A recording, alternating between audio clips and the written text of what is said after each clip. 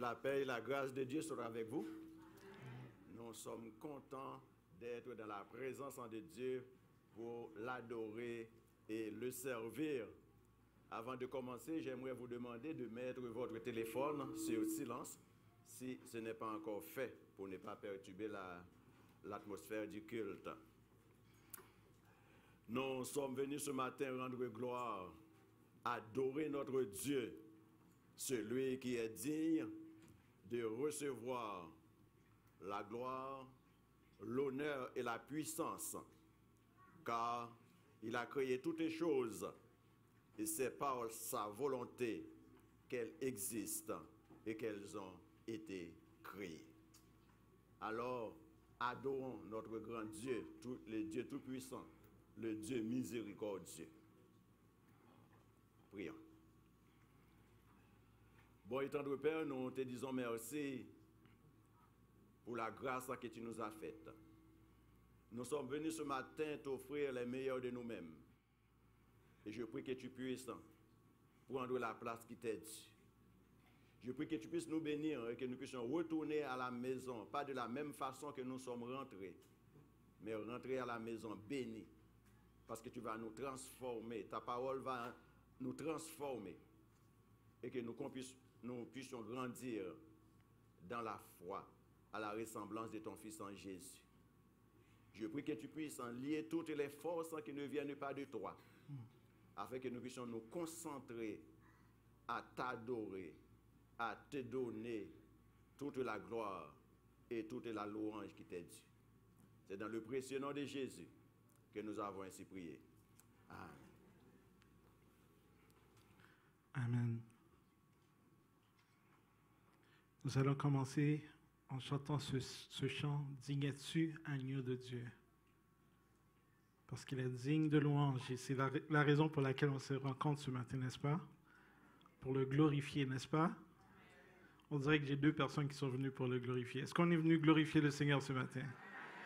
Amen. Alors, glorifions-le en chantant ce chant. « Digne es-tu, agneau de Dieu ». Je vous demanderai de vous lever pour qu'on puisse adorer notre Seigneur tel qu'il le mérite.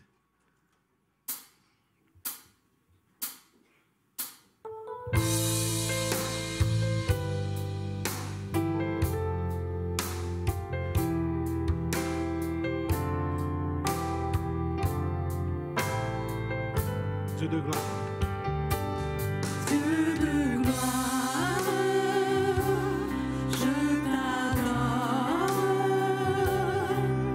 Ton nom s'élève en majesté de mes lèvres.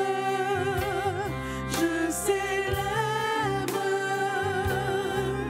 ta victoire, ton règne, ton autorité.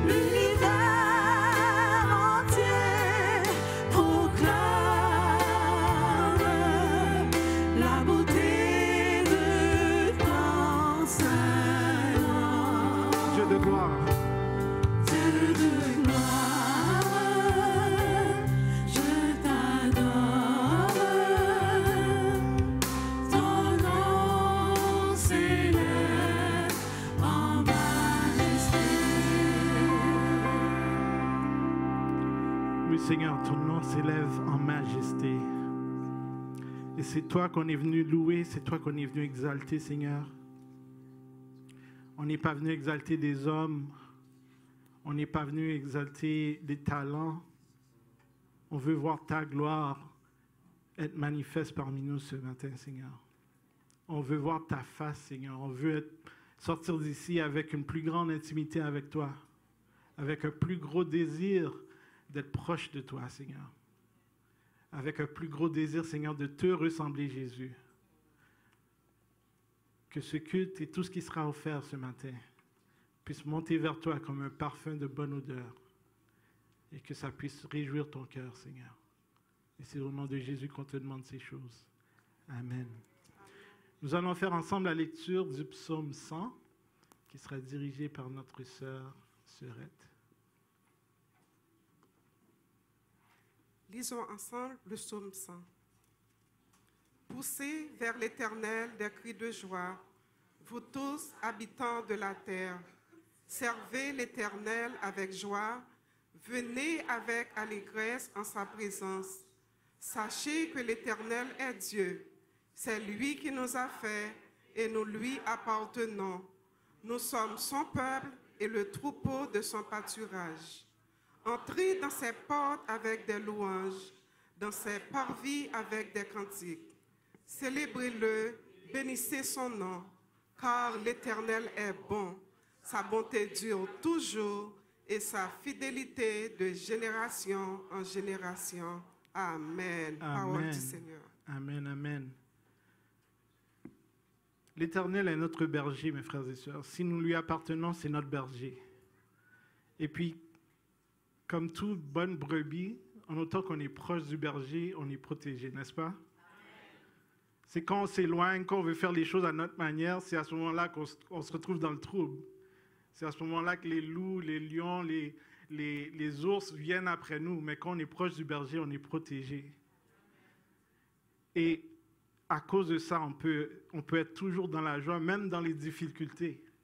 Parce qu'on sait que peu importe les difficultés à travers on passe, on est avec le bon berger. Et il va nous amener dans de bons pâturages. Alors on va chanter avec joie ce chant Yahweh. L'Éternel est mon berger, de rien je ne manquerai. Ô mon âme, chante mon âme. Pas à pas il me conduit. Au bord des eaux calmes, je le suis. Ô mon âme, chante mon âme. Chantons avec joie. Oh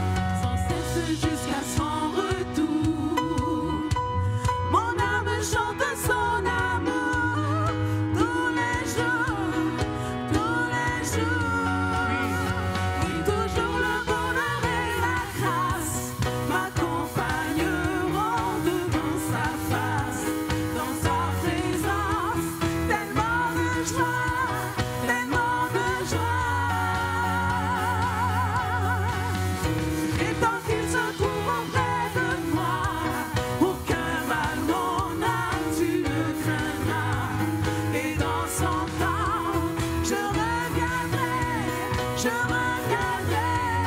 Chantons Yahweh. Yahweh, Yahweh, tu fais briller sur moi ton soleil.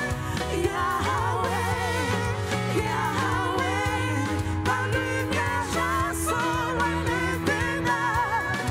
Yahweh, Yahweh, ta parole éclaire mon sentier. Yahweh, Yahweh, Yahweh.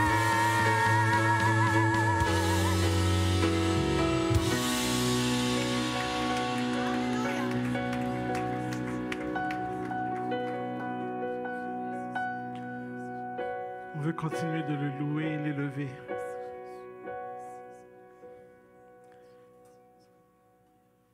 On va chanter Hosanna.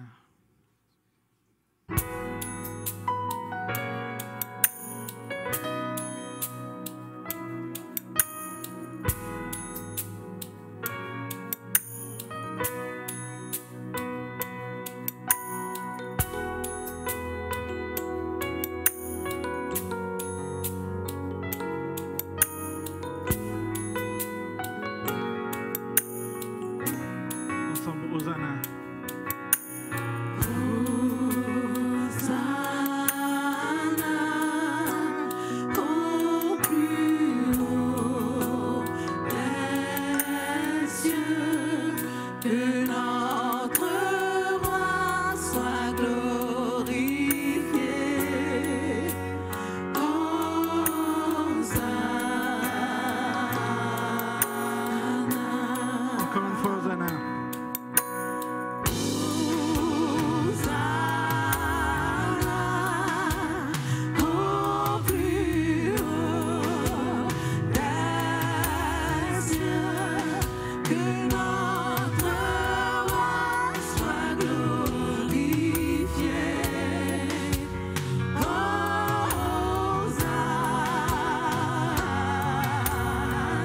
Encore une fois, Hosanna.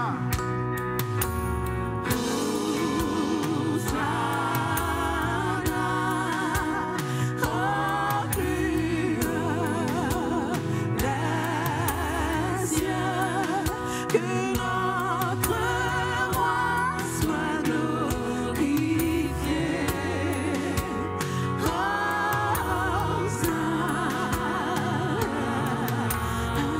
Jésus. Jésus, nous t'élevons plus haut, nous t'élevons plus haut. Jésus, nous t'élevons plus haut,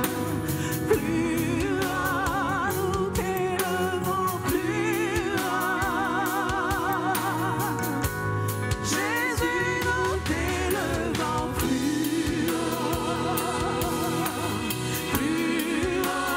nous t'élevons plus haut. Encore une fois, Jésus. Jésus, nous t'élevons plus haut, nous t'élevons plus haut. Que notre roi fasse son nom. Que notre roi soit glorifié, que notre roi soit glorifié, que notre roi soit glorifié. Hosanna. Chantons Majesté.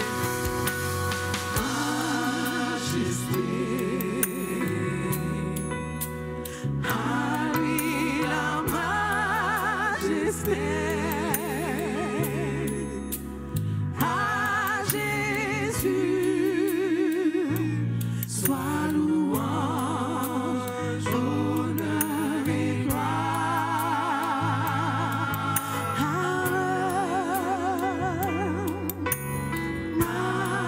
Majesté. Suprême autorité,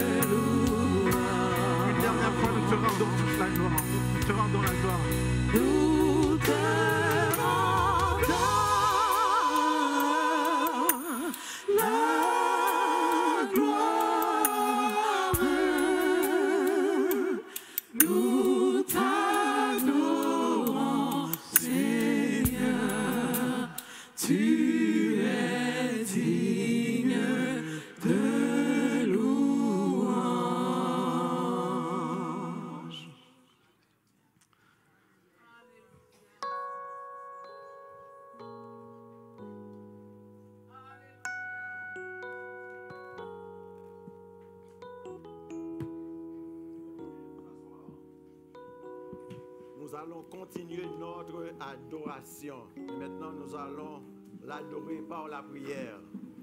Les micros sont dans l'allée, donc vous pouvez vous approcher. Venez vous décharger au pied de la croix. Donc, les micros sont ici, donc veuillez vous avancer. Nous allons continuer notre adoration et par la suite, je vais faire la prière d'intercession.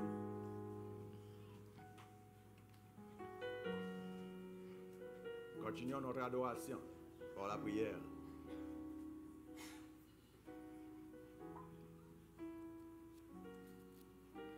par des sujets d'action de grâce pour ce que Dieu a fait pour nous, pour ce qu'il est pour nous.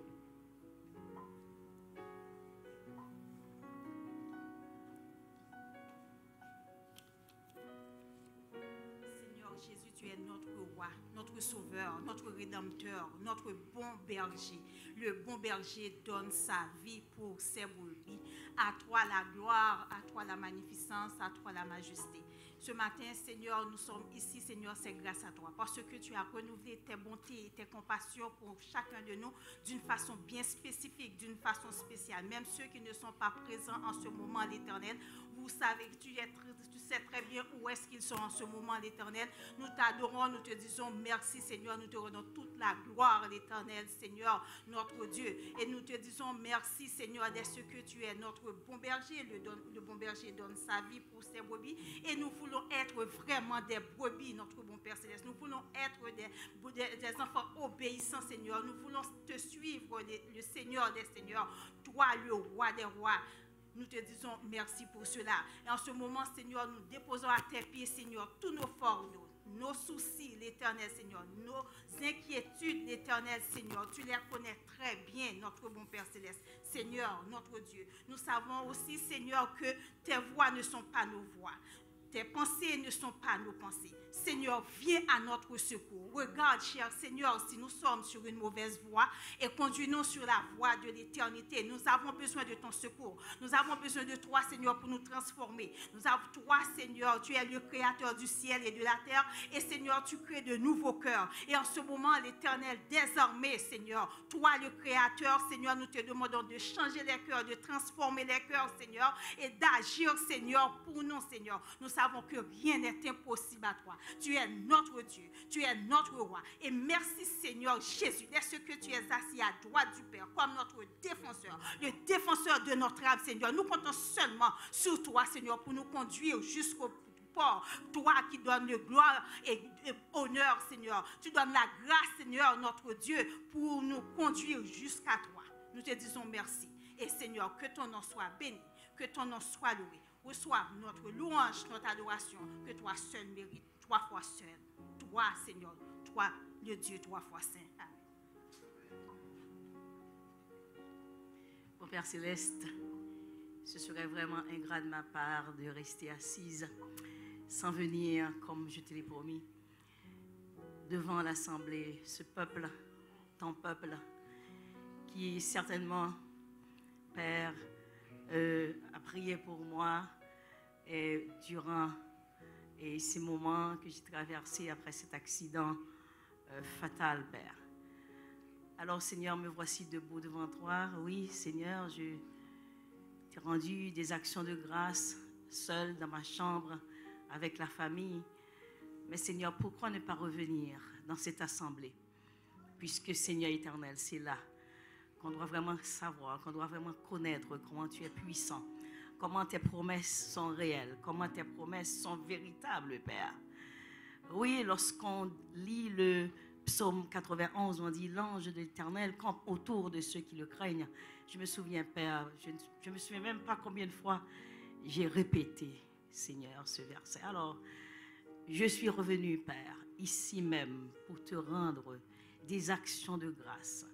Parce que, Seigneur éternel, le 17 mai dernier, tu m'as sauvé la vie. Non pas seulement moi, mais les 4 autres membres de ma famille, Père. D'un accident mortel où, Père, les autres parties impliquées dans cet accident ont laissé leur vie, Père. Nous sommes sortis, eh bien, Seigneur éternel, tu nous as carrément portés sur tes mains de peur que nos pieds ne heurtent contre une pierre, Père. Il n'y a pas une égratignure, bien sûr, Père. Il y a, Seigneur, des séquelles émotionnelles, mais me voici devant toi, je me sens bien. Et les membres de la famille se sentent aussi bien. Merci, Seigneur éternel. Qu'avons-nous fait pour mériter ça? Rien. J'ai rien fait pour le mériter. Je suis juste sortie de cet accident vivante. Je ne sais même pas quoi te dire, Père. Tout ce que je peux te dire, c'est que tu es magnifique. Tu es un Dieu qui aime. Tu es un Dieu qui fait grâce. À qui tu veux faire grâce, Père? Tu es un Dieu souverain. Tu m'as montré, Père, que Je ne suis pas seul. Tu es avec moi dans la vallée de l'ombre de la mort. Tu étais là, Père. Je veux te dire merci. Merci, ça ne suffit pas. Ce que je veux, Seigneur, c'est vraiment, et pour ce nouveau printemps que tu m'as accordé, en plus de me garder la vie ce 17 mai, eh bien que je puisse réellement, Père, consacrer le reste de ma vie à toi. Pas un petit peu, pas comme ci, comme ça, mais totalement, Père. Aide-moi en ce sens. Aide-moi, Seigneur éternel, à vraiment tout te donner. Merci parce que, Seigneur éternel Dieu, tu m'aimes avant tout. Et je ne peux pas dire que je t'aime parce que c'est vraiment trop peu. Je ne sais même plus comment exprimer ça. Merci, Père. Merci pour ta grâce. Merci pour ta bonté. Merci pour ton amour. Merci pour l'immensité de ta grâce incommensurable. Il y a un frère qui m'a écrit ça. J'aime tellement cette phrase. Je me suis dit, mais c'est vrai. C'est l'immensité de ta grâce incommensurable. Alors, Père, me voici devant toi. Me voici avec mes frères et sœurs ici, là. Juste, Seigneur, je veux prier pour eux aussi parce qu'ils m'ont soutenu. Ils m'ont gardé cette famille que tu nous donnes, Père. Tu nous demandes de rester en communion. Tu nous demandes de rester ensemble. Et on voit vraiment comment, Seigneur éternel, ça fait du bien d'être ensemble. On ne se sent pas seul. On sent, Seigneur, même si on ne les voit pas, mais on sent qu'ils sont sur leurs genoux, priant pour nous. Alors, Père, merci. Merci pour cette famille. Que ton nom soit béni, que ton nom soit loué, que ton nom soit exalté. Ici, dans cette église et dans ma vie, dans la vie de ma famille, afin qu'ils sachent que tu es Dieu, que tu domines sur toutes choses. C'est dans le nom précieux de Jésus que je te prie ce matin. À lui soit la gloire, au siècle des siècles. Merci. Amen, amen. Oh, Papa, comment ne pas te louer, comment ne pas t'exalter, Papa, pour ta grandeur, Papa, pour ta fidélité envers nous. Dieu de gloire, Dieu trois fois saint, nous voici devant toi ce matin, t'adorant de nos lèvres. Toi seul connais l'état de nos cœurs, Père éternel. Tu dis dans ta parole que tu cherches des vrais adorateurs, des adorateurs qui t'adorent en esprit et en vérité. Papa, nous ne pouvons pas être ces vrais adorateurs si nous arborons dans nos cœurs, Père éternel, tout esprit qui ne vient pas de toi, Papa, les esprits qui ne viennent pas de toi, Père éternel. Papa, nous venons confesser ce matin, Seigneur Jésus, que nous ne sommes pas dignes, Père éternel, d'être appelés ces adorateurs. Papa, car tu connais nos cœurs, tu connais l'état de notre âme, Papa. Papa, nous venons confesser tout esprit de fausse piété, de faux semblants, Père éternel. Nous venons confesser, Papa, la jalousie, la médisance, Papa. Oh, Papa, tout ce qui ne t'honore pas dans nos vies, Papa. Oh, Papa, nous crions à toi afin que tu les remplaces par le fruit de l'esprit, Papa. Oui, Seigneur, fais-le pour nous, Père éternel. Papa, aide-nous vraiment à nous tenir sur ta parole, Papa. Ta parole qui est la vérité. Papa, aide-nous, Papa, à ne pas jouer avec ce que toi tu dis, Père éternel. Papa, aide-nous à ne pas nous conformer, Papa, au siècle présent, Papa, mais vraiment de rester, Papa, dans tes voies, Papa. Papa, nous crions à toi pour nos enfants. Nous crions à toi pour ton église, l'église locale, Père éternel. Papa, si nous faisons des choses, Papa, sans toi, nous faisons des choses avec l'humain, Père éternel, nous n'allons nulle part. Mais nous savons, si toi, tu restes dans nos barques, Père éternel, si nous crions à toi, tu viens à notre aide, Papa, nous allons accomplir ce que toi, tu nous appelles à faire, Père éternel. Fais-nous grâce, Papa. Dans le nom précieux de ton Fils Jésus, nous t'avons prié. Amen.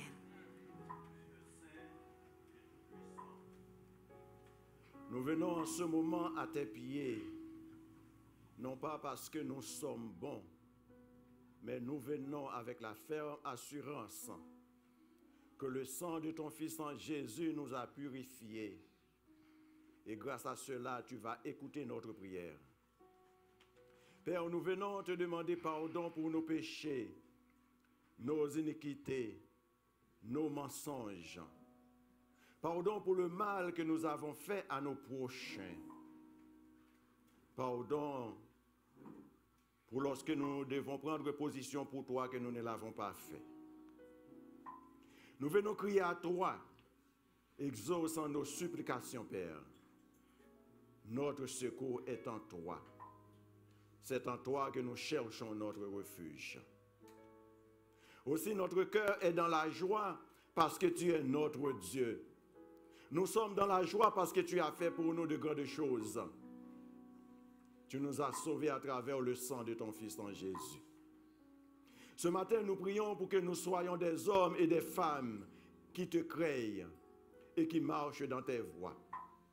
Apprends-nous à puiser notre force dans le sang de Jésus, afin que nous soyons une église forte dans l'amour, dans la communion fraternelle, dans la prière et dans l'évangélisation. Une église puissante qui fait preuve d'une foi authentique et d'une obéissance totale au Seigneur Jésus-Christ. Père éternel, toi le rocher des siècles, notre abri sûr, notre bouclier, nous te présentons nos frères et nos sœurs qui tendent leurs mains vers toi et qui attendent une délivrance, une réponse pour un sujet pour lequel ils prient depuis des années. Toi qui connais leurs besoins, toi le Dieu de grâce, interviens en leur faveur, agrée leurs demandes selon ta souveraineté. Nous prions que ceux et celles qui versent des larmes en silence puissent chanter des hymnes de louange pour la délivrance que tu vas leur apporter. Nous prions que les soupirs inexprimables deviennent des cris d'alléluia, que les pleurs de tristesse se transforment en pleurs de joie.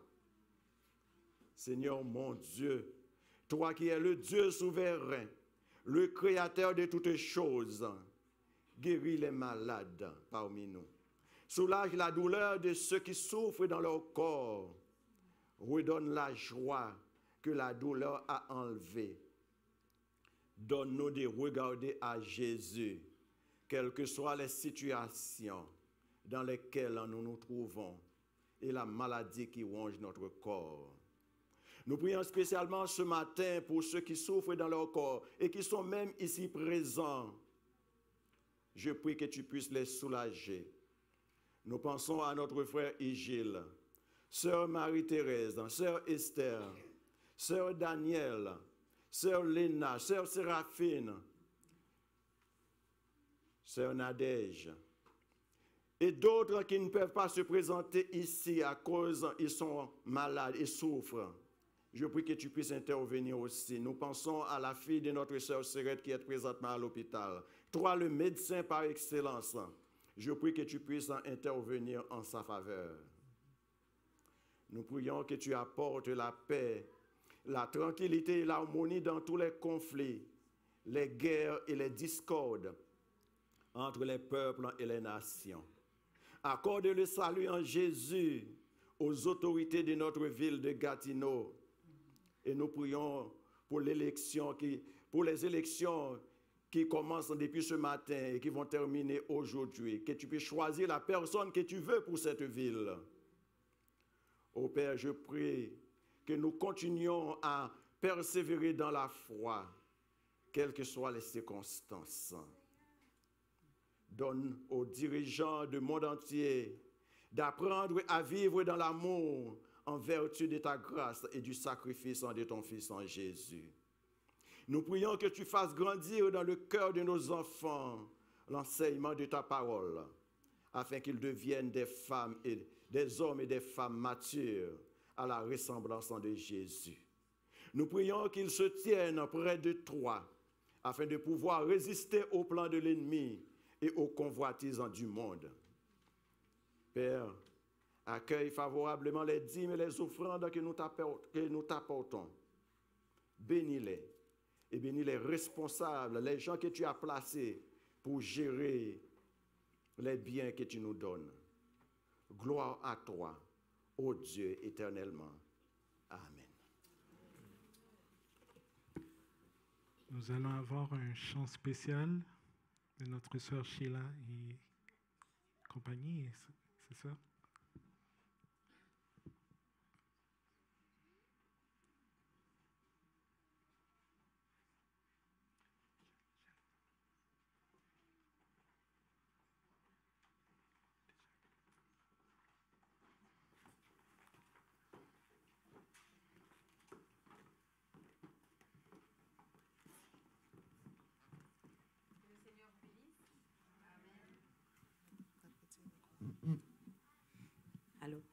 Que le Seigneur vous bénisse. Nous sommes heureux d'être parmi vous ce matin. Nous sommes des sœurs biologiques et des sœurs en Jésus-Christ. Normalement, nous avons Michael avec nous, mais ce matin, elle n'a pas de voix parce qu'elle est enrhumée. Et nous remercions le Seigneur pour le privilège d'être ici et le privilège de servir. Chanter, c'est un de nos ministères. Nous chantons pour propager, pour transmettre, pour donner à tout le monde, pour faire savoir que Jésus est Seigneur. Le but, c'est de prêcher. Nous ne prêchons pas comme les pasteurs, mais nous prêchons à travers nos chants. Et ce matin, nous vous en supplions, unissez vos cœurs avec nous pour dire merci Jésus pour le sang versé, le plus grand sacrifice qui nous a permis d'être sauvés, d'être rachetés du péché. Que le Seigneur vous bénisse à travers le chant.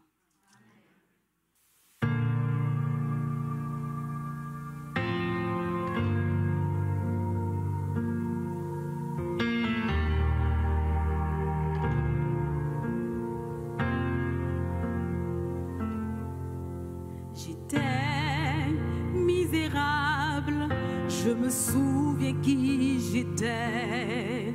J'étais aveugle et perdu. Oui, j'étais désespéré. Le péché nous séparait et la brèche était trop large. Dans ta grâce là où tu étais, Jésus, tu m'as regardé. Tracé un chemin dans le fossé. Tu as abandonné ton trône pour le reconstruire en moi. Là, à la croix, toute ma dette est payée. Mais j'ai tu les as brisés. Mon âme est libérée. Merci Jésus pour le sang versé. Merci Jésus car tu m'as lavé. Merci Jésus car tu m'as sauvé. Des ténèbres tu m'as tiré pour me montrer la lumière.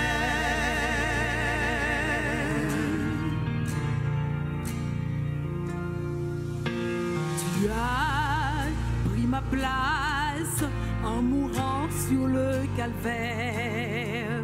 Caché 3 jours dans le tombeau, tu es sorti victorieux. La mort est vaincue et ma vie n'a plus de fin. Oui, je suis transformé par le sang de l'agneau. Merci Jésus pour le sang versé. Merci Jésus car tu m'as lavé. Merci Jésus car tu m'as sauvé. Des ténèbres tu m'as tiré pour me montrer la lumière. Il n'y a rien de plus grand que l'œuvre merveilleuse de ton sang.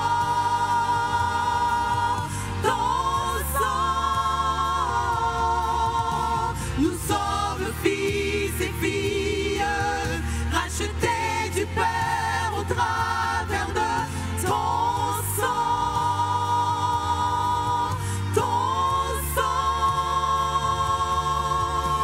Il n'y a rien de plus grand que l'œuvre merveilleuse de ton sang. Ton sang nous sommes fils et filles, rachetés du Père au travers de ton sang. Ton sang. Merci Jésus pour le sang versé. Merci Jésus quand tu m'as lavé. Merci Jésus quand tu m'as sauvé. Digne tu m'as tiré pour me montrer la lumière. À son nom la gloire. À son nom la gloire. Là son sang purifia mon cœur. À son nom la gloire.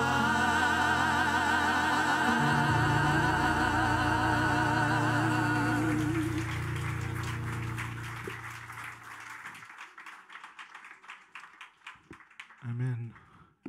Nous allons maintenant recueillir les offrandes qui fait partie aussi de notre adoration.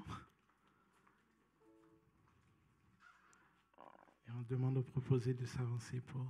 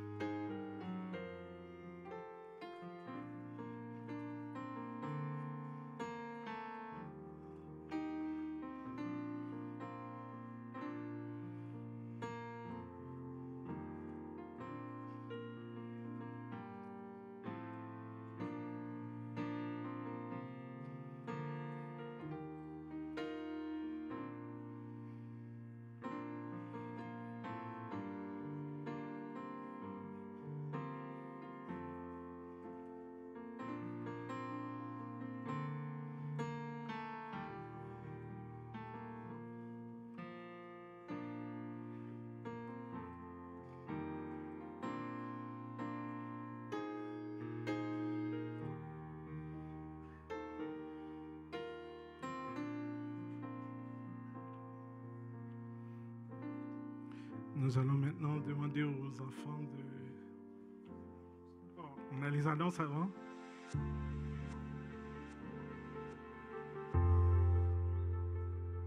Bonjour Église missionnaire évangélique baptiste de l'Outaouais. Voici vos annonces pour la semaine. Tous les dimanches, il y a école du dimanche pour tous les enfants de 3 ans à 12 ans et la pouponnière est ouverte. Toutes les semaines, les groupes Connexion se rencontrent. Si vous n'avez pas de groupe Connexion ou de groupe de quartier, veuillez nous écrire à info@aimerbeau.org. Le mardi, nous avons temps de prière au téléphone à 11h. Le mercredi, nous avons études bibliques sur Zoom à partir de 19h. Tous les vendredis, il y a jeunesse pour les ados et pour les jeunes adultes. Comme vous savez, nous avons la grande corvée de nettoyage de notre bel édifice les 14 et les 15 juin prochains. Veuillez contacter Sœur Yvette pour vous impliquer. La chorale des jeunes d'Égébo aura son premier concert le 22 juin 2024 à partir de 19h à l'église Nouvel Espoir. Pour plus de détails, veuillez contacter notre sœur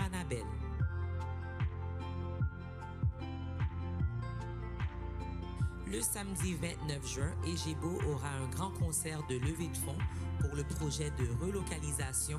Pour acheter des billets, veuillez contacter Nancy à nviljean@yahoo.ca.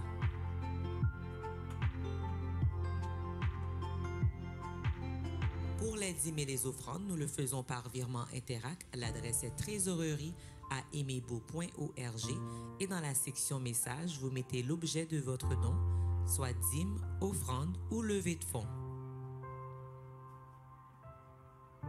Nous souhaitons un joyeux anniversaire à tous ceux qui célèbrent un anniversaire de naissance, de mariage ou de conversion cette semaine. Joyeux anniversaire. À tous ceux qui nous visitent pour la première, deuxième ou troisième fois, nous vous souhaitons la bienvenue parmi nous. Si vous avez des questions ou un besoin, n'hésitez pas de communiquer avec nous par les moyens affichés à l'écran, tout en vous souhaitant bon culte. Et maintenant, nous demandons aux enfants de, s'il vous plaît, monter avec les moniteurs pour l'école du dimanche. On peut passer par la porte d'en avant ou par l'arrière.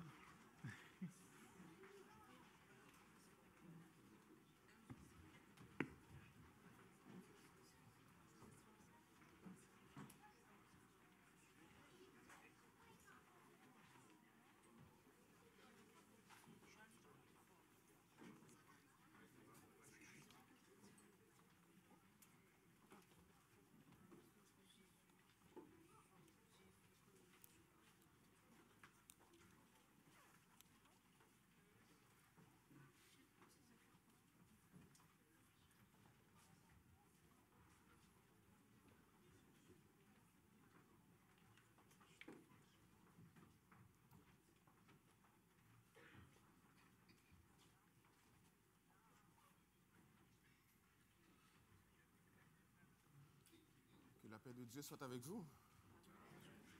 La paix du Seigneur soit avec vous.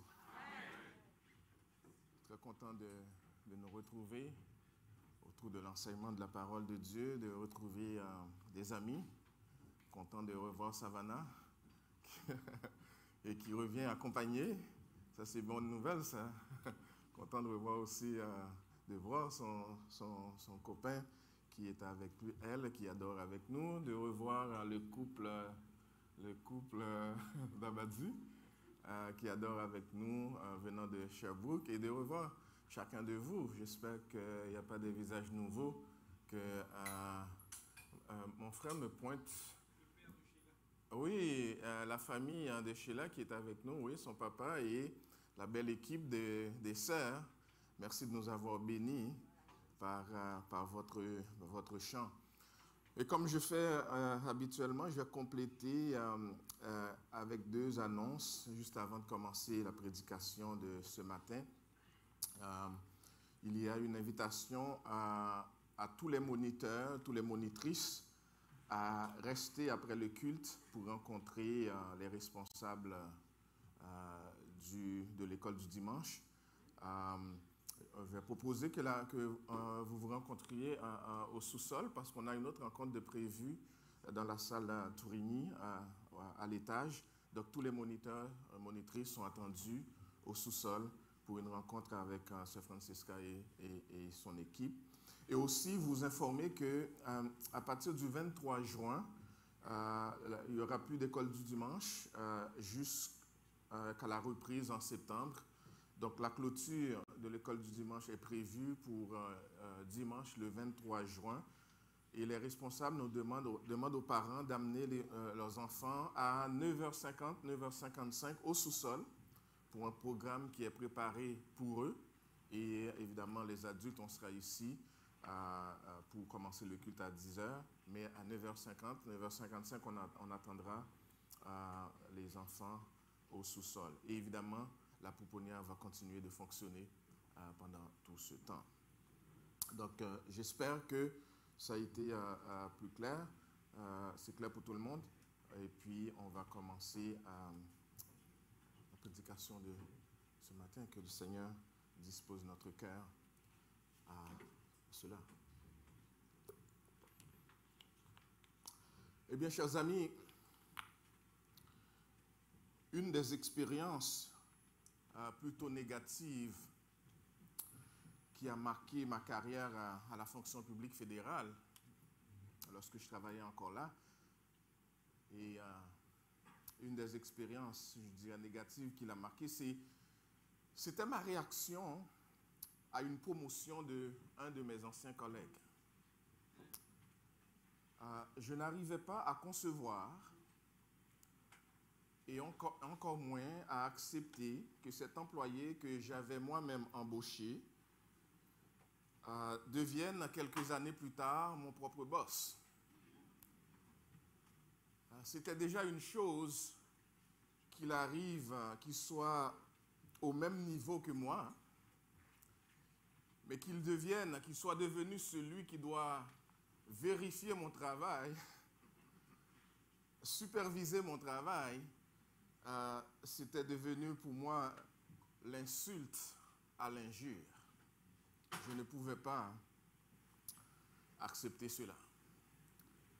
Je vous épargne les détails, mais l'orgueilleux que j'étais ne pouvait pas supporter une telle offense. J'ai demandé une rencontre avec mon directeur. J'ai crié à l'injustice, à la discrimination, proposé de peut-être en donner ma démission. Évidemment, ce que je n'ai pas fait parce que je voulais garder mon emploi. Mais tout cela n'a pas donné grand-chose. Cette expérience m'est revenue à l'esprit alors que je préparais la prédication de ce matin autour de la question suivante. Accepteriez-vous de vivre dans l'ombre de quelqu'un d'autre? Accepteriez-vous, comme chrétien, de vivre dans l'ombre d'une autre personne? Évidemment, nous poursuivons notre série sur les apôtres de Jésus-Christ dans le cadre de notre thème de l'année, la diversité au service de l'unité du corps. Et nous l'avons déjà dit, nous avons deux objectifs principaux en vue en traitant de ce sujet, de cette série. Le premier objectif, c'est de pouvoir nous faire une idée claire, très claire, au sujet des disciples, des apôtres de Jésus-Christ. Qui étaient-ils? Ces hommes qui ont marqué l'histoire, qui ont commencé par Jérusalem jusqu'aux extrémités de la terre pour faire connaître l'Évangile. Qui étaient ces hommes-là? Auxquels Jésus a confié le mandat d'être ses témoins partout dans le monde. Et le deuxième objectif, c'est que nous puissions devenir plus patients, plus doux, plus humbles, plus aimants les uns envers les autres, comme peuple de Jésus-Christ. Parce que nous devons comprendre, chers amis, chers frères et sœurs, que les frères et les sœurs que Dieu a placés autour de nous, avec lesquels nous adorons, ce sont des agents de sanctification que Dieu place dans notre vie. Ces gens avec qui nous adorons, avec leurs arrière-plans différents, avec leur diversité, avec leurs faiblesses et avec leurs forces, ce sont des agents de sanctification que Dieu a placés autour de nous pour notre croissance spirituelle. Et nous avons besoin de comprendre cela. Et moi, je vous dirais, vous devez vous en faire. Je ne sais pas pour combien de temps je serai votre pasteur, mais si vous êtes en Christ, comme moi je suis en Christ, vous êtes appelés à passer l'éternité avec moi. Alors vous devez commencer à vous accommoder avec moi. Parce qu'on va passer l'éternité ensemble. Imaginez, vous ne pouvez pas vivre avec moi. Et on est appelé à passer l'éternité ensemble. Alors vous avez deux choix. Ou bien vous êtes en Christ pour de vrai, et puis vous vous accommodez avec moi et avec les frères et sœurs. Ou bien vous n'êtes pas en Christ. Et ça, le prix à payer est plus cher et plus grave.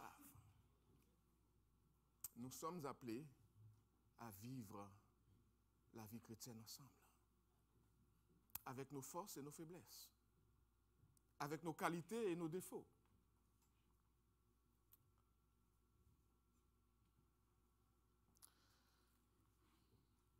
Nous explorons au cours de notre série la question suivante. Quelle sorte de personne peut prêcher l'évangile du royaume pour que des âmes soient sauvées? Quelle sorte de personne Dieu utilise-t-il pour faire avancer son royaume?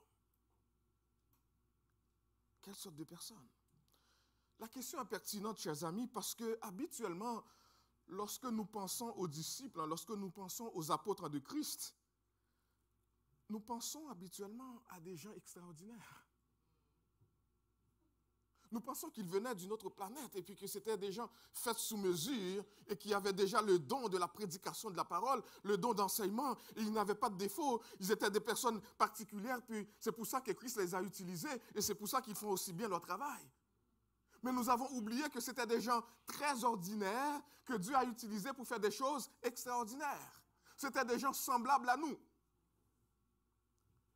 Et l'important pour nous de saisir ça, c'est de comprendre que nous aussi, Dieu peut nous utiliser aujourd'hui encore, nous, ces gens très ordinaires, pour faire des choses extraordinaires, pour sauver encore des âmes perdues. Et j'espère que nous sommes conscients de cela. Nous les croyons extraordinaires, nous les appelons Saint Paul, Saint Pierre, Saint Jacques, Saint André. Nous donnons leur nom à nos enfants. Beaucoup de Jean, beaucoup de Jacques, beaucoup de Pierre. Nous appelons même nos villes à leur nom, nos cathédrales à leur nom. Il y a une sorte d'aura autour de leur nom. Pourtant, lorsqu'on les voit dans leurs caractéristiques propres, c'était des impulsifs, des impétueux, des forts, des initiateurs, des audacieux, des pêcheurs, des collecteurs d'impôts, des révolutionnaires, des corrompus.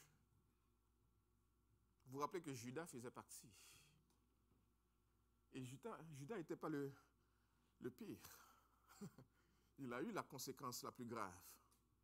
Mais Pierre, le premier des apôtres, a trahi aussi le Seigneur. C'était des hommes ordinaires avec qui Dieu a fait des choses extraordinaires. Est-ce qu'il y en a qui voudraient voir Dieu faire des choses extraordinaires avec lui, avec elle? Vous êtes à la bonne place. Vous avez le bon sauveur pour le faire. Je souhaite, chers amis, que nous puissions nous retrouver nous-mêmes en ces personnes. Mais surtout que nous puissions observer la diversité qui a marqué le choix du Seigneur. Il n'a pas fait comme les grandes écoles aujourd'hui, sélectionner les meilleurs pour devenir les meilleures écoles. Il n'a pas fait de sélection. Il a pris des pas bons de ce monde et a transformé les cœurs. Et je prie que vous puissiez voir cela au cours de cette série, mais aussi que vous puissiez apprécier la diversité que Dieu met au sein de notre communauté. Dieu nous a choisis d'arrière-plans différents, de pays différents, de milieux différents, de classes sociales différentes, d'éducation différente, de moyens financiers différents, et il nous a unis ensemble. Et il nous appelle à le servir ensemble, pour le temps qu'il voudra. Pour le temps qu'il voudra. Et c'est notre responsabilité à chacun de nous engager à cela.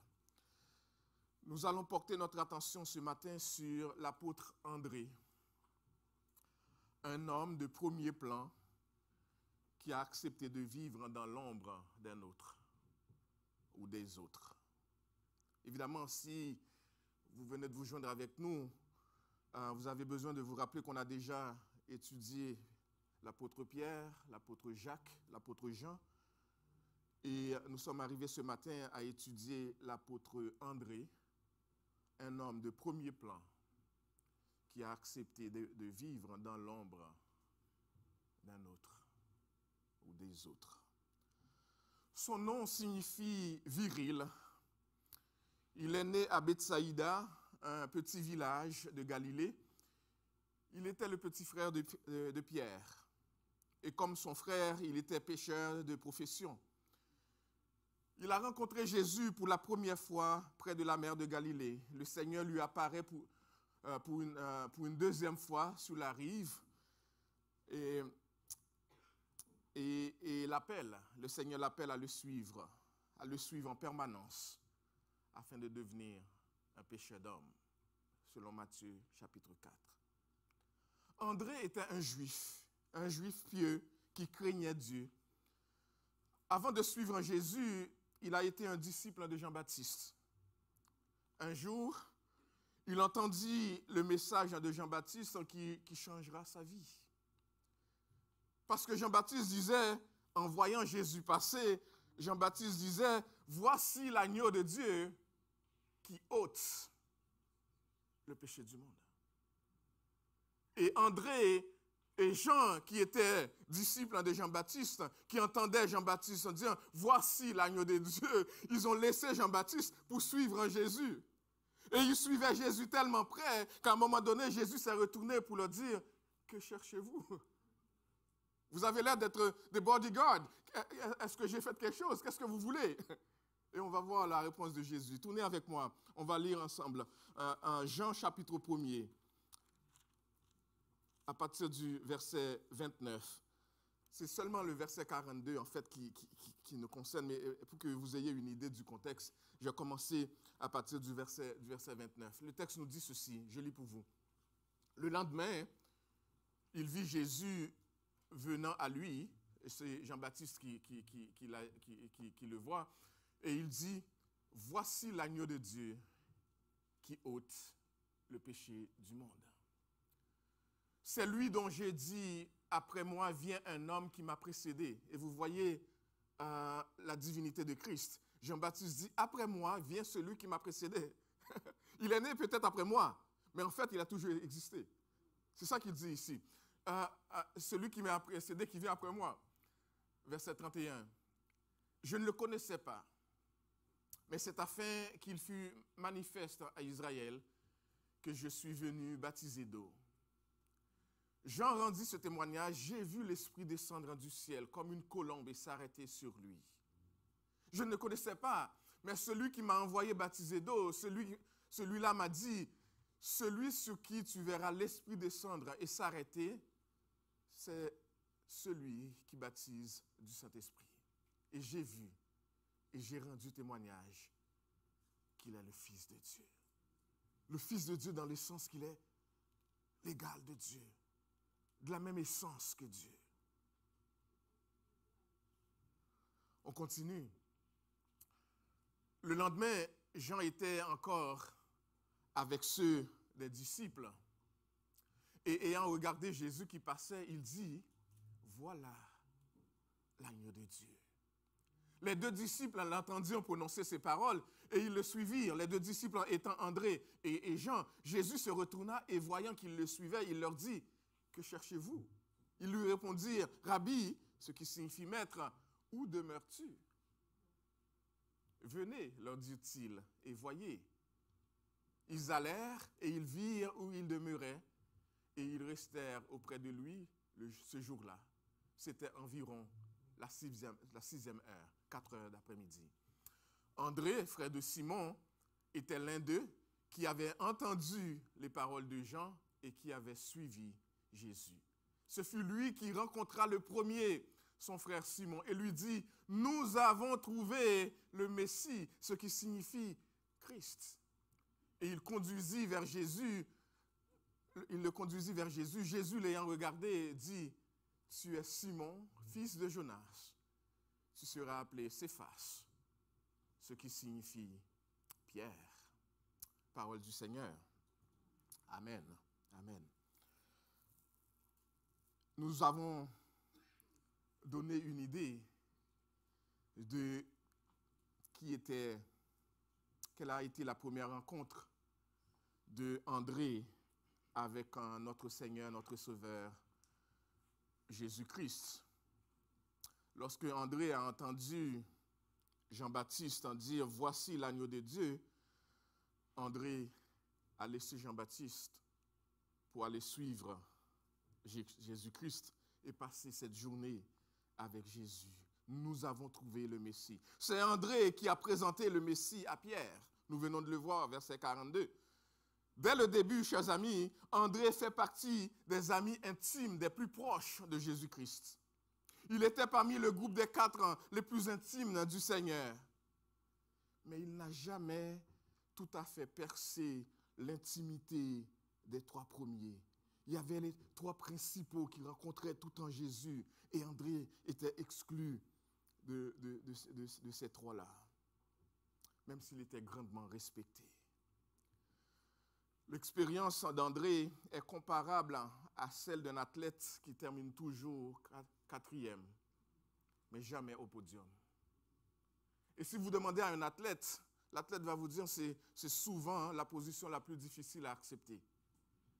Tellement proche du podium, mais quand même exclu du podium. Et c'était un peu la position d'André. Comment, chers amis, comment pensez-vous que vous gériez une relégation, surtout si vous étiez remplacé par des hommes égoïstes, opportunistes et qui ne sont pas spirituels? Vous les voyez monter, vous les voyez avoir des promotions, vous les voyez occuper des positions de grande importance à l'église, pendant que vous qui avez prié pour eux, vous qui les avez présentés à l'église, vous qui les avez invités, vous voyez au même niveau, pendant que ces gens-là occupent des positions élevées à l'église. Et là, vous commencez à dire, qu'est-ce que vous dites? Je ne sais pas qu'est-ce que vous dites. Vous commencez à penser, est-ce que je dois aller ailleurs? Cette église-là ne voit pas mes talents, mes capacités. Le pasteur fait du favoritisme. Jusqu'à un certain point, on est un peu tous comme ça, n'est-ce pas? C'était l'expérience, à tout le moins décevante, que André a faite. André a été relégué au 4e rang, absent du cercle intime de Jésus-Christ. Bien que André ait été le premier à rencontrer Jésus et à avoir la conviction que Jésus était le Messie, le Christ, le Sauveur, et ensuite c'est lui qui l'a présenté, qui a présenté son frère Pierre à Jésus, André a tout simplement constaté que c'est Pierre qui est devenu le leader des 12, pas lui. Il l'a présenté à Jésus. Et c'est lui qui devient le leader, pas lui. André fut l'un des 2 premiers disciples de Jésus-Christ. Il aurait pu réclamer son ancienneté à Jésus.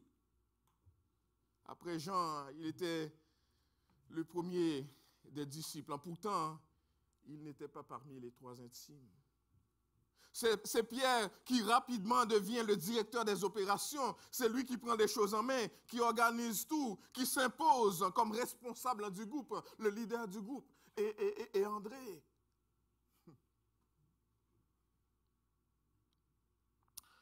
Chers amis, André a dû éprouver une certaine lutte interne et ressentir des émotions difficiles à gérer, de se voir exclu du groupe le plus rapproché du Maître et de voir d'autres personnes comme Pierre, comme Jacques, comme Jean. Et entre vous et moi, chers amis, les 3 autres qui les dévançaient dans cette liste ne semblaient pas plus spirituels que lui. Et c'est là que les choses viennent nous chercher. Les autres, on dirait qu'on les regarde et on dit, mais ces personnes-là n'ont pas l'air plus qualifiées que nous. C'était ça ma réflexion par rapport à mon collègue. Je dis, c'est moi qui l'ai engagé. Et qu'est-ce qu'il sait déjà plus que moi pour qu'il devienne déjà mon boss?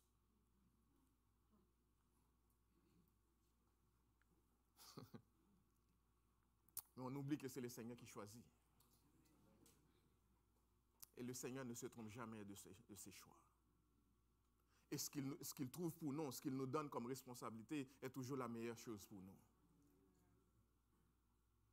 Et on a besoin de se rappeler ça.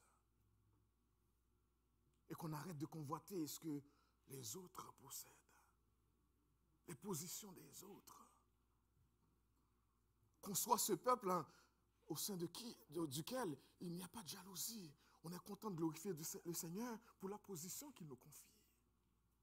Et qu'on le fasse avec joie.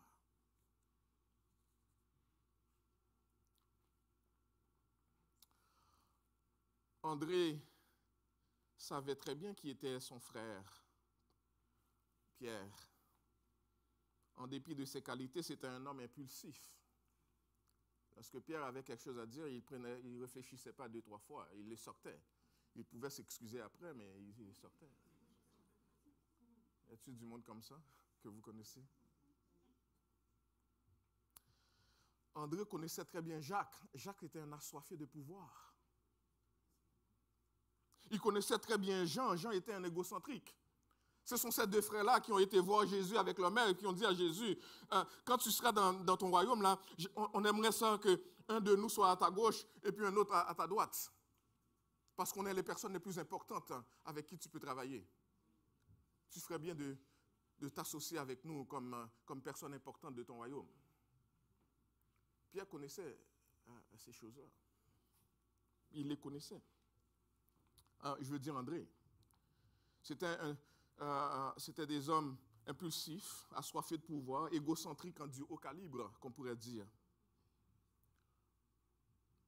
André, qui aurait pu être un premier ou deuxième du siècle de Jésus, se trouve relégué au 4e rang et absent du siècle des 3. J'aimerais regarder quelques textes bibliques avec vous pour que vous voyez vous-même ce que je suis en train de vous dire. Regardons d'abord, parce que la manière que la Bible rapporte le nom des disciples, c'est en ordre d'importance. Vous devez comprendre ça. Donc, lorsqu'on cite les noms, c'est en ordre d'importance. Et vous allez voir, chaque fois qu'on cite le nom des disciples, Pierre vient en premier, marquant son rôle de leader du groupe. On va regarder une série de textes ensemble pour voir qu'est-ce qui s'est passé dans le cas d'André. On va commencer d'abord avec Matthieu, chapitre 10, verset 2.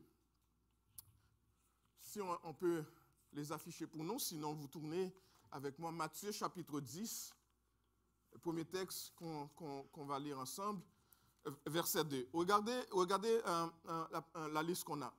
Voici les noms des 12 apôtres. Le premier, Simon, qui vient tout de suite après? André. Tout de suite après, c'est André. Et on n'a pas besoin de lire tout le reste du texte. Ce que j'essaie de vous démontrer, c'est la relégation d'André. Il commence comme cela, et puis plus tard, on voit dans d'autres textes qu'on va voir ensemble, cet homme-là passer de 2e en ordre d'importance à 4e en ordre d'importance, et on va regarder un siècle où André ne sera pas mentionné du tout. Donc, on voit ici, voici le nom des 12. Le premier, Simon, appelé Pierre, et André, son frère. Il y a Jacques, etc. On va regarder aussi Luc, chapitre 6, verset 14. Luc 6, verset 14. Simon, qu'il nomma Pierre, André, voyez-vous, dans l'ordre des choses, Simon, André, Jacques et Jean, Barthélemy, etc. C'était l'ordre qu'on présentait les apôtres de Jésus-Christ d'abord. Mais André, après un certain temps, on le trouve au 4e rang. Regardons Marc, chapitre 3, verset 16 à 18. Voici les 12 qu'il établit. Simon, qu'il nomma Pierre, Jacques, fils de Zébédée, et Jean, frère de Jacques, auquel il donna les noms de Boanerges. Vous savez qu'est-ce que ça signifie? Fils de tonnerre, on l'a vu ensemble. Et où est André? En 4e position. En 4e position. Regardons aussi Marc chapitre 13, verset 3, assez rapidement. Il s'assit sur la montagne des Oliviers en face du temple. Pierre, Jacques et Jean et André en 4e position. Qu'est-ce qu'on voit? C'est une certaine relégation. Mais c'est comme si ce n'était pas assez suffisant.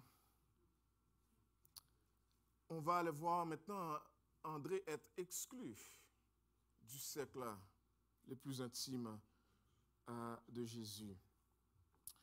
Regardons Matthieu chapitre 17, verset 1er.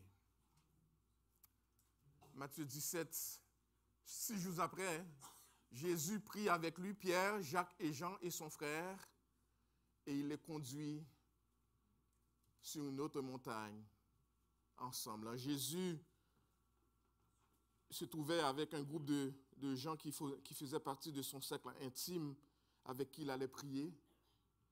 Et ce qu'on voit, c'est que dans ce cercle intime, André n'était pas là. Dans son cercle intime, André était exclu. Si on regarde aussi Marc, chapitre 5, verset 37, il ne permit à personne de l'accompagner, si ce n'est que Pierre, Jacques et Jean. Jésus va rencontrer, je crois dans ce cas-ci, c'était la belle-mère de Pierre, où il va procéder à cette guérison particulière, et il a accepté seulement qu'il y a 3 personnes qui l'accompagnent. Les autres disciples peuvent rester à l'extérieur. Et André, qui souvent était avec lui dans son cercle intime, André était exclu. Comment réagiriez-vous si vous étiez à la place d'André? Est-ce que vous enverriez votre lettre de démission à Jésus?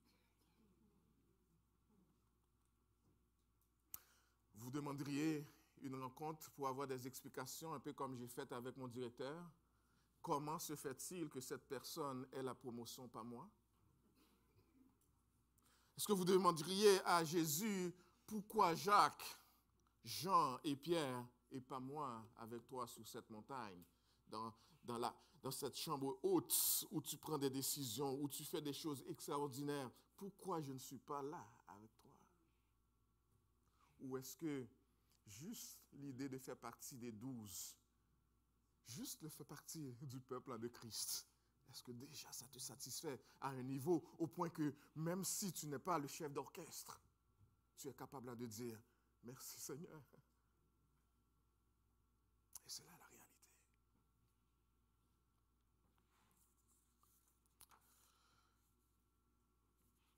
C'est une chose pour André de voir son grand frère le devancer.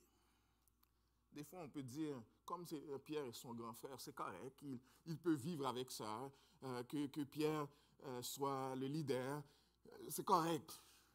Il peut vivre avec ça. Mais d'accepter de se faire remplacer par les autres, reconnus clairement pour leur égocentrisme et leur opportunisme, ça, c'était la chose qui pouvait être difficile pour André. De voir Jacques le devancer, de voir Jean le devancer, alors que ces gens-là étaient considérés comme des opportunistes. Ils arrivent. André pourrait se poser la question, qu'est-ce qui se passe? Et des fois, c'est peut-être les questions qu'on se pose. Ces personnes-là, Pasteur Hassan n'a pas l'air plus qualifié, il n'a pas l'air plus intelligent que moi. Pourquoi c'est lui le pasteur et pas moi? Je ne dis pas qu'il y a des gens qui m'ont dit ça, hein. Je donne un exemple. Je vous dis la vérité. Pourquoi telle autre personne comme responsable et pas moi?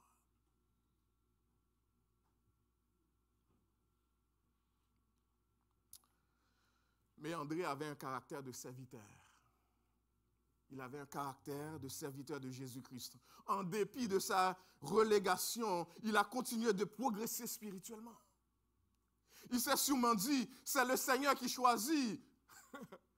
Et s'il m'a choisi pour être en 4e, je fais partie de l'équipe des 12. Je fais partie de ses disciples. Je fais partie de ses apôtres. Peu importe la position que j'occupe, je sers le Seigneur. C'est ce qui importe le premier.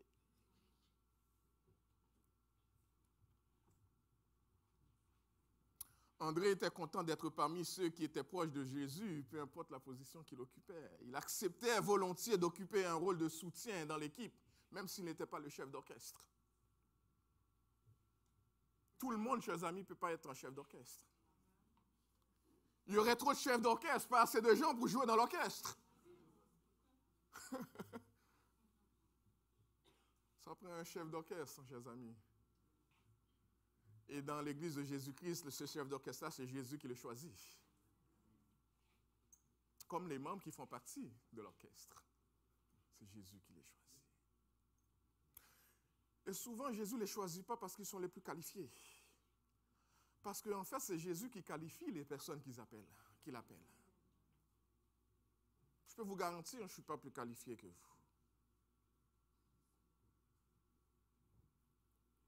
Je peux vous le garantir.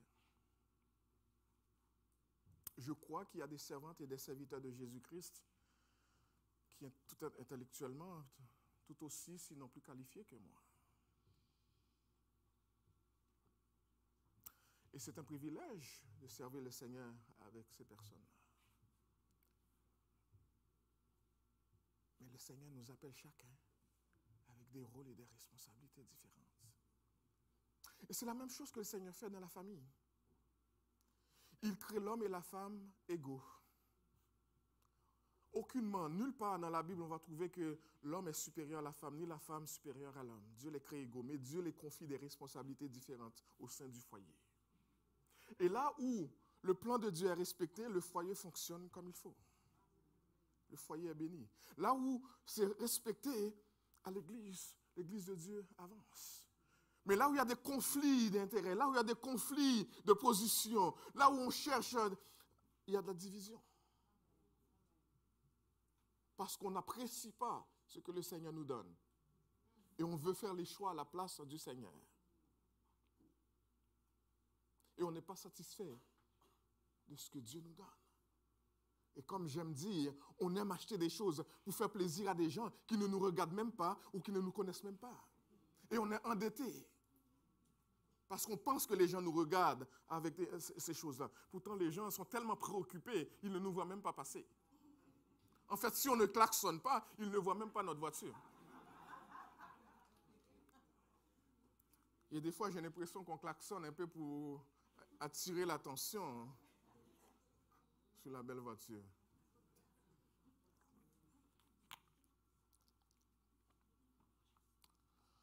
André semble avoir été reconnu comme celui qui mène les gens à Jésus. C'était ça, ses caractéristiques principales. En voici deux exemples. Nous trouvons une illustration de cela en Jean chapitre 6. Lorsque Jésus a nourri 5000 hommes, sans compter les femmes et les enfants, ce qui pouvait être facilement entre 15 à 20 000 personnes, parce que si chaque homme devait avoir une femme et ces hommes et femmes ont des enfants, vous pouvez imaginer le nombre que c'était. Le texte nous dit 5000 hommes, sans compter les femmes et les enfants. Lorsque Jésus Jésus a nourri 5000 hommes sans compter les femmes et les enfants, ce jour-là, une immense foule se réunit autour de Jésus. Jésus enseigne. Et il commence à se faire tard dans la journée. Il n'y a pas assez de nourriture, évidemment, pour nourrir autant de personnes. C'est André qui amène à Jésus un petit garçon qui avait 5 pains d'orge et 2 poissons. Et puis, il l'a amené à Jésus pour dire, je ne sais pas qu'est-ce que tu vas faire avec, mais au moins, je vois qu'il y a un petit gars qui a 5 pains et 2 poissons. Comme je t'ai déjà vu faire du vin sans ingrédients, je t'ai déjà vu utiliser seulement de l'eau pour faire du vin, peut-être tu seras capable de faire quelque chose. Mais voici 5 pains et 2 poissons. Et il y a un petit gars qui a cela. Il ne savait pas qu'est-ce que Jésus allait faire. Mais il a observé, il l'a fait. Et il a amené ce petit homme, ce petit garçon à Jésus. Vous savez qu'est-ce que Jésus a fait? Il a utilisé les 5 petits pains et les 2 poissons pour nourrir 5000 hommes, sans compter les femmes et les enfants. Une petite tâche, n'est-ce pas? D'observer qui font partie de l'assemblée. Est-ce qu'il y a de ces gens qui, pendant le culte, peuvent voir des personnes dans l'assemblée qui vivent quelque chose, qui souffrent, ou qui peinent, ou qui ont l'air de passer par des expériences tellement difficiles au cours de la semaine, qui après l'église ou pendant le culte, peuvent appeler ces personnes-là à côté pour prier avec eux, pour dire, ma soeur, la manière que je t'ai vu rentrer ce matin, ce n'est pas le visage que j'ai l'habitude de voir. Est-ce qu'il y a quelque chose? Est-ce qu'on peut prier ensemble? Est-ce qu'il y a de ces personnes-là dans nos cultes, dans l'assemblée de Jésus-Christ?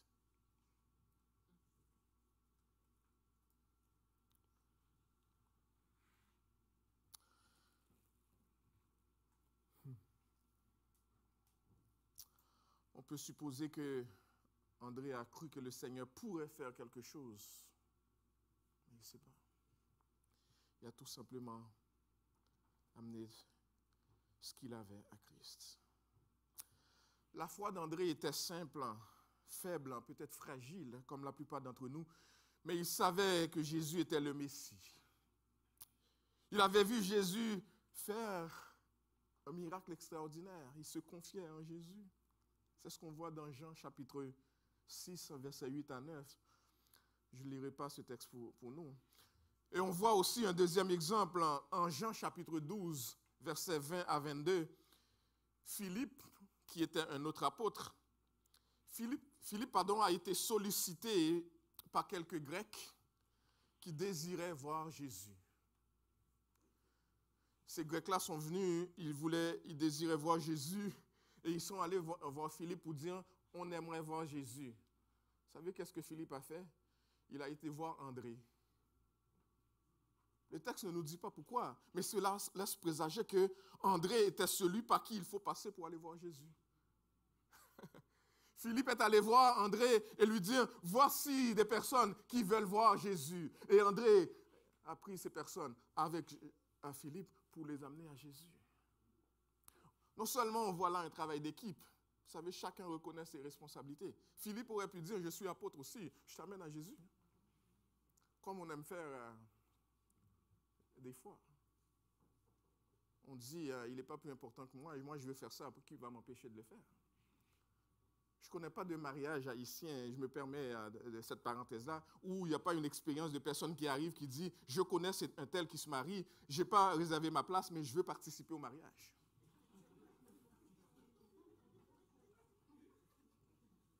Non, on se présente, pas à la cérémonie à l'église, on se présente à la réception.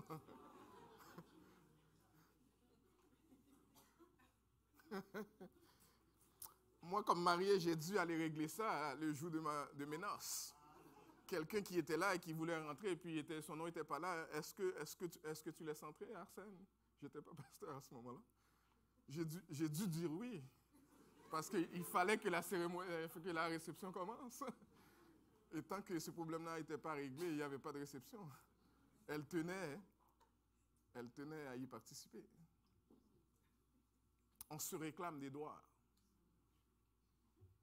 On se dit, pourquoi pas? Mais c'est important le travail d'équipe, chers amis, de reconnaître les responsabilités des autres.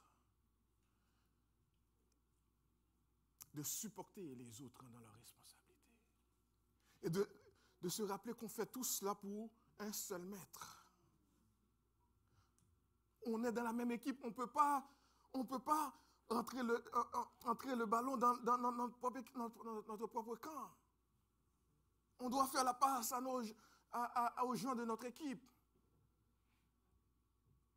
On est tous ensemble pour le même but. On veut atteindre le même objectif. Quel chrétien ne serait pas content que l'évangile soit prêché et que des âmes viennent à la conversion? Quel chrétien lèverait la main pour dire « Je suis pour la division et non pour l'unité » ? J'en connais pas. Mais plus souvent qu'autrement, on laisse notre propre personne guider nos actions et on met de côté l'enseignement de la parole. André n'était pas de ce type-là. Aucun disciple n'est appelé à devenir indépendant. Aucun disciple n'est un électron libre. On fait partie de l'équipe de Jésus-Christ. Il est le chef, le capitaine de l'équipe et il donne la direction, il choisit qui fait partie de l'équipe et il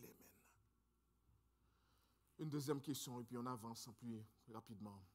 Chers amis, en quoi une relégation subie dans le domaine des responsabilités affecterait-elle votre motivation? Lorsque vous voyez un autre connaître la promotion, à quel point ça vous démotive? À quel point ça vous dérange? Lorsque vous voyez quelqu'un être engagé dans sa vie avec Christ, est-ce que ça vous dérange ou ça vous motive plus? Est-ce que le succès des autres, est-ce que vous les applaudissez sincèrement? Ou vous applaudissez, mais à l'intérieur, dans le cœur, vous huez? Est-ce que ça vous empêche de dormir lorsque vous voyez le succès des autres? Même lorsque c'est un frère, même lorsque c'est une sœur en Christ. L'expérience de la relégation était certainement démoralisante et décourageante pour André, mais cela n'a pas affecté son désir de servir le maître. André était du genre à penser au travail à accomplir plus fort que de savoir qui est à la tête. Pour lui, il y avait quelque chose à accomplir. Comment je peux aider? Comment je peux contribuer à ce que l'objectif soit atteint pour la gloire de Jésus-Christ? Même si je ne suis pas la personne responsable pour amener ce projet. Comment je peux y contribuer? Comment je peux aider? Et même si pour aider, il faut faire la chose la moins visible, la moins intéressante, je vais y contribuer.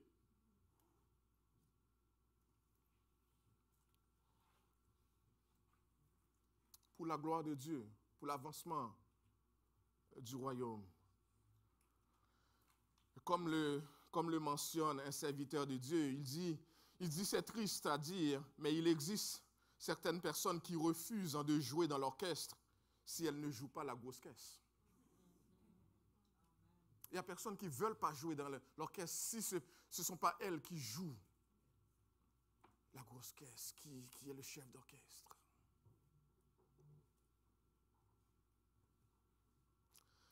Jacques et Jean avaient ce problème-là, n'est-ce pas? Mais pas André.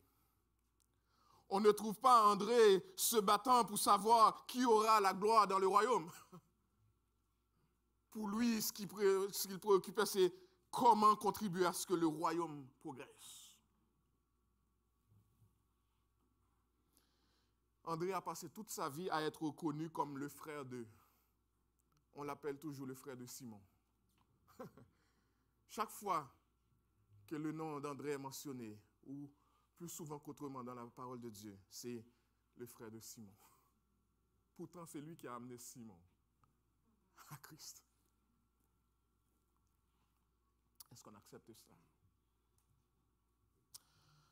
André était le modèle de tous ceux qui travaillent discrètement aux humbles postes, mais avec sincérité de cœur, comme serviteur de Christ, faisant la volonté du Maître. Il lui est arrivé d'assister à certaines discussions entre le Seigneur et le cercle des Trois. Je n'aurai pas le temps de lire le texte, mais Marc 13, 2 à 4 nous montre une fois où il y avait une discussion entre le cercle le plus intime de Christ et on mentionne qu'André était là. Et cela aurait pu même occasionner plus de jalousie dans son cœur. Lorsqu'on assiste une fois, on dit, mais pourquoi pas les autres fois?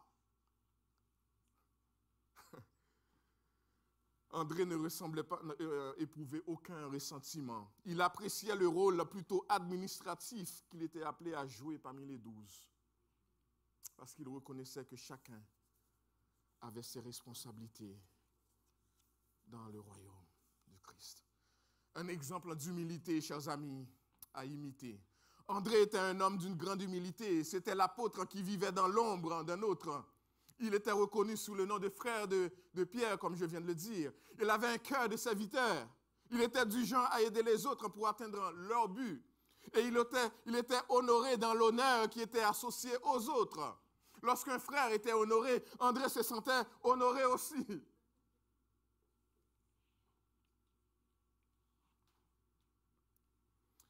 Il était un imitateur, en fait, de Jésus-Christ.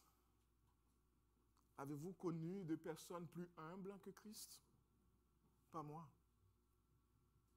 Le Dieu qui s'est dépouillé de la gloire, qu'il avait auprès du Père pour venir sur la terre, y vivre comme un simple homme, avec tout ce qu'il a connu, s'identifier à nous sans jamais pécher, né dans une étable, lui le roi des rois, s'est fait baptiser par Jean-Baptiste, lui qui n'avait pas besoin de se faire purifier d'aucun péché.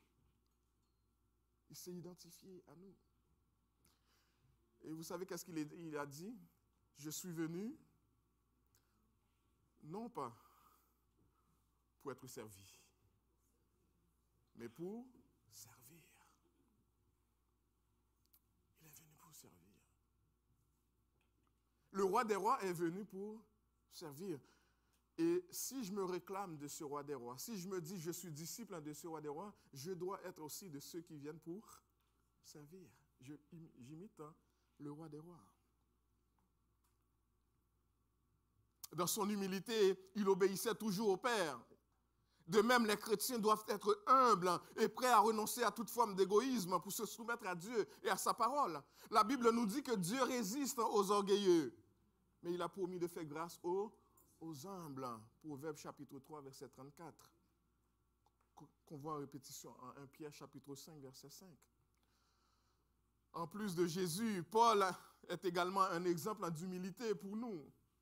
Malgré tous ses dons, malgré sa sagesse, il se considérait comme le plus petit des apôtres et le premier des pécheurs, selon Timothée 1er, verset 15.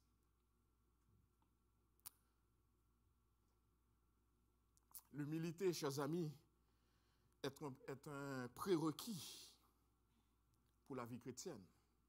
Nous devons venir à Christ avec humilité, pour lui confesser notre péché, reconnaître que nous sommes pauvres, des pauvres mendiants, qui n'avons rien, qui ne pouvons rien sans lui. Nous devons servir Christ et édifier le peuple de Christ dans l'humilité du service. Nous devons servir, aider les autres, nous aider les uns les autres. En terminant, laissez-moi vous citer deux citations que j'ai lues, un de John MacArthur et un autre qui résumait un peu, si on peut les afficher pour nous, ça vous aidera à le lire, qui décrit un peu le caractère d'André.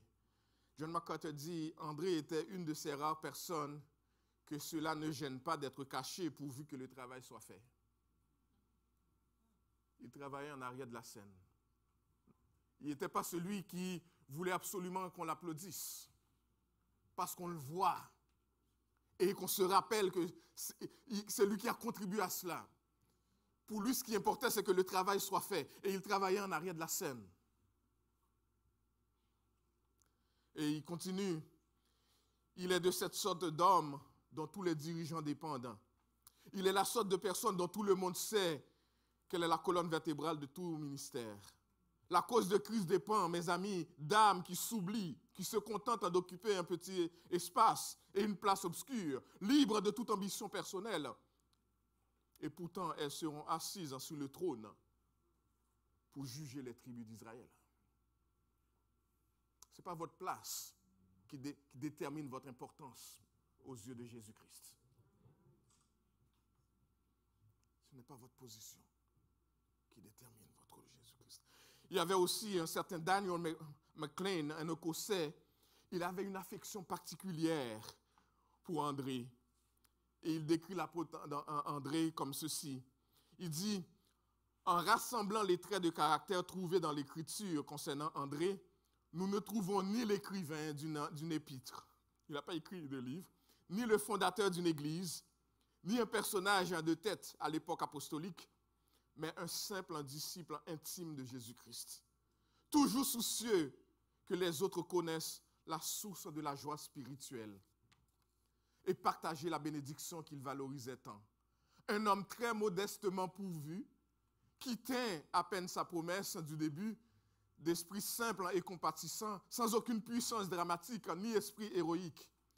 Néanmoins, il avait cette confiance ferme en Christ qui l'a amené dans ce cercle intime, interne des 12.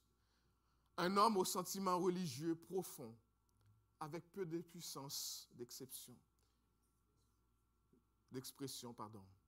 Il était plus magnétique qu'électrique, mieux adapté au cadre calme, aux environnements remuants. Oui, André était l'apôtre de la vie privée. L'apôtre de la vie privée. Il venait aider sans qu'on ait besoin de voir que André l'a fait. Vous savez, ces hommes qui vont visiter des personnes à l'hôpital sans avoir à appeler pour annoncer qu'ils le font. Ces gens qui soutiennent les ministères en étant à genoux dans la prière pour les pasteurs, pour les leaders, pour que l'Église avance. Ces gens qu'on ne verra jamais en avant, mais qui font ce travail avec un cœur. Dieu saura les féliciter lui-même. Jésus-Christ vous voit et vous encourage à les faire. Ce n'est pas à dire qu'il ne faut pas faire des choses en avant, parce qu'il faut des choses en avant. Ça prend des prédicateurs qui prêchent la parole, ça prend des chantres, ça prend des gens qui viennent en avant. Mais il faut que ce soit le Seigneur qui vous appelle à être en avant. Il ne faut pas vouloir être en avant juste pour être en avant. Mais aussi que vous sachiez que si vous travaillez aussi en arrière de la scène, le Seigneur vous voit aussi. Et il apprécie aussi votre travail. Il apprécie votre travail. 3 applications.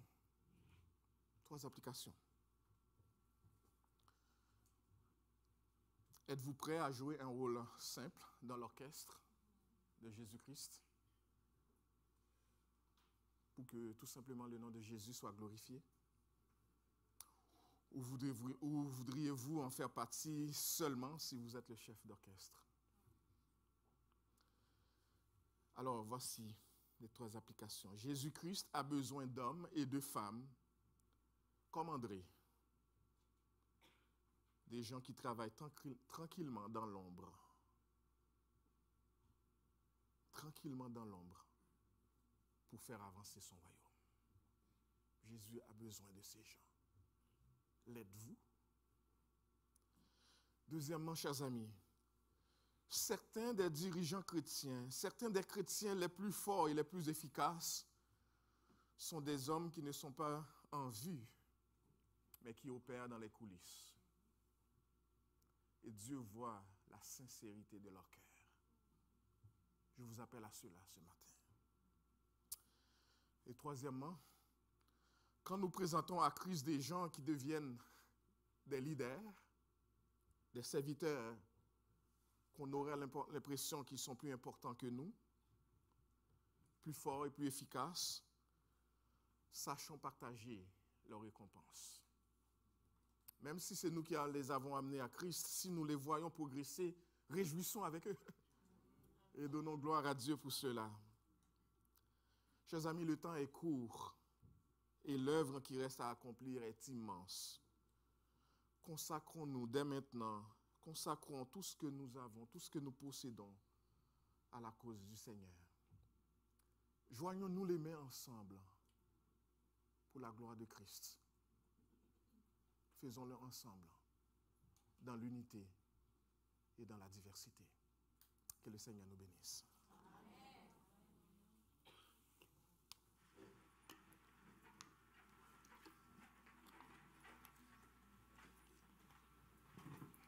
Amen.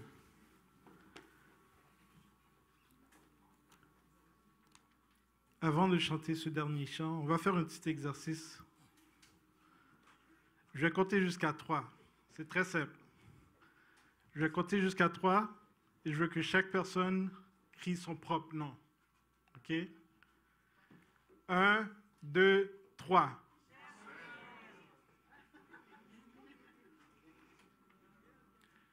Les noms que j'ai peut-être entendus, c'est ceux qui crient un peu plus fort. Maintenant, on va faire le même exercice, mais on va crier Jésus à la place. 1, 2, 3. Jésus. Lequel était plus clair? Et pourquoi? Parce qu'on l'a tous dit ensemble. Quand on garde les yeux fixés sur Jésus, l'unité peut vraiment régner parmi nous. Mais si on cherche l'individualisme, c'est la cacophonie. C'est peut-être la voix de celui qui est plus fort qu'on entend. Mais c'est Jésus qui doit être élevé. Et on va se mettre debout pour chanter ce chant tous unis. C'est vraiment notre prière que nous soyons tous unis dans l'esprit, tous unis en Jésus.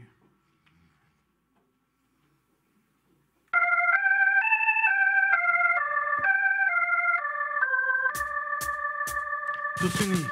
Tous unis dans l'esprit, tous unis en Jésus, tous unis dans l'esprit, tous unis en Jésus. Nous prions que bientôt ce qui divise ne soit plus, et le monde saura que nous sommes chrétiens.